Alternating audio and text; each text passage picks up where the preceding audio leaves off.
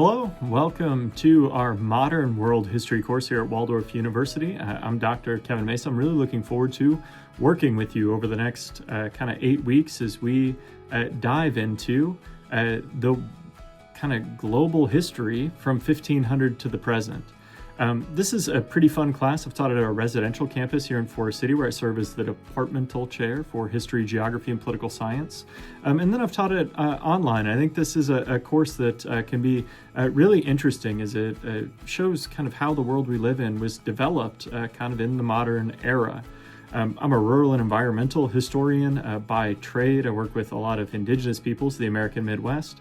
But I always find this course to be very interesting. And as we move through, I'll post these videos every week that can maybe give you an idea of what we've got going, and then also maybe some general advice, and also post those announcements. Some basic things, we think about the course as a whole before we get into the content for this week. When stuff due? That's a question a lot of students have.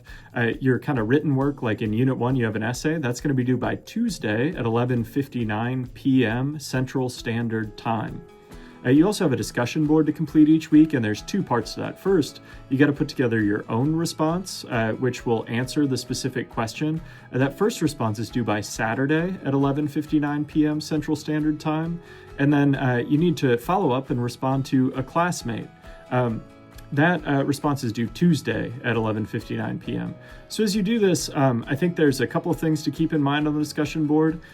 First, bring some research into your initial response. I want to see some good depth there as you kind of work on that. I think there's usually some element of the text that pulls into those questions. Like, for instance, this first week, your first part of the discussion board is going to be introducing yourself and sharing your degree plans and that kind of stuff. But then the second part gets into the content a little bit, where I want you to look at the prologue for the text, which you can access in the unit study guide. It's what we call an ILR, Integrated Learning Resource. So it's a digital textbook. And you can find that link there. It's a hyperlink in the syllabus schedule there on the kind of first page.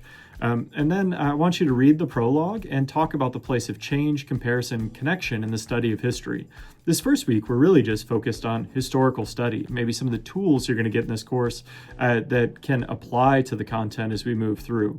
And so after you kind of get that first part of the post done, I want you to work on the second part. We're going to consider the discussion provided in the prologue about the place of change, comparison, and connection in the study of history, and kind of in what larger context might you place your own life history. So this first one should be really easy. It's kind of taking these historical skills and applying them to yourself. Put your best foot forward there. Also, I want to see quality in the responses. That's one of the things that I think it's easy to let slip.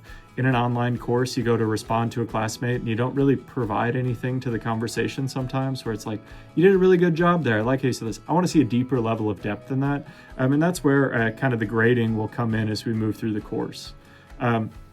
There's a couple of other things to be aware of. Maybe you're going to get stuck there. The best way to get a hold of me is always via email. My email address is kevin.mason@waldorf.edu. You can also post in the Ask the Professor section, which is over in the kind of left-hand side menu. One of the things with Ask the Professor, I will get to that eventually and respond to you, but sometimes it's a little bit slower because I got to get on my computer, open it up, see what you said, respond there. And if you shoot me an email, a lot of times it just goes to my phone. And if you're kind of stuck with something and it's a relatively easy question, I can get back to you right away and hopefully get you unstuck. I'm here to help. And as you reach out with questions, I want to make sure you're in the best position possible to be successful. I realize as online students, a lot of times we have a lot of different challenges and stuff going on. That's one of the things I love about teaching online. I did a second master's degree through Waldorf to kind of understand what it's like to be an online student. I know you're balancing a lot of different responsibilities, whether that's with work or with family or other things you might have going on in life. And when you're able to get this work in, I want to be there to help however I can. And so sometimes shooting me an email is the best way to get unstuck. But you can post in that Ask the Professor if that's what you would like to do as well. You're also going to have some assignments in this class that are going to be written. You have a Unit 1 essay right off the bat. It's just 2 pages, double-spaced in APA style. You don't have to have a title page. And on this first one, you don't even need a references page. If you are going to use references, you should cite them and provide a bibliography. But what I want you to do in this first essay is kind of read the required sections of the chapter in the e-textbook, and then kind of respond to the 3 different prompts. So if you're going to evaluate and cite specific evidence, I want you to use the Waldorf Online Library. That's a great resource for additional information. And what I want you to do is, how is history studied and what constitutes a primary source? So that's a pretty basic definition. Primary sources are kind of the raw materials historians use to study the past, things from the time period. And then I want you to also consider, what are the other building blocks of historical studies? And those things can be pretty abstract. You think about those 2 parts, we're just talking about research and resources. And so the third part of the prompt, I think, really opens that up for a conversation where kind of in what different ways do the peoples of the 15th century interact with one another? So as you do this, I think you can inform that conversation with how we can see that in primary sources, how we can see that in secondary sources, or what historians would call historiography. And I just want you to kind of give it your best shot. Again, if you get stuck, make sure you're reaching out. The worst thing you can do is cheat.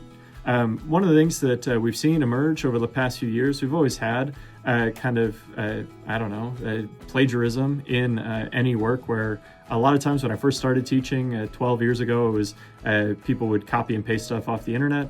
Now we're seeing a lot of AI generated cheating, and I just want you to be aware, don't do that. And I will be monitoring that pretty closely. We use a copy leak scanning tool where if you're doing that, it'll show up as a significant match. You'll likely fail the assignment, and if it becomes a recurring problem, you'll fail the class. And I can promise this is something I've had with increasing kind of frequency, and I failed people in every single class I've taught over the past few months. So don't let that be you. Do the work. You're here to gain the benefit of college education, and part of that is putting your best foot forward and working through the assignments. Now I'm here to help you with that, so make sure you're reaching out with different questions as you work on this stuff. Otherwise, there are a lot of different resources available to you. The Waldorf Online Library is great. Make sure you're asking questions when you have different things, and then just make sure you're setting a schedule so you can make sure to get that work done on time. Otherwise, I'm here to help you however I can. Make sure you're communicating. It's impossible for me to know exactly what you got going on in life. But if you have different stuff, I promise I'm here to work through it with you and work to put you in the best position possible to be successful. If you got other questions, other things you want to know, make sure to reach out. Good luck in the course, and I'm looking forward to the great work you're going to do over the next 8 weeks.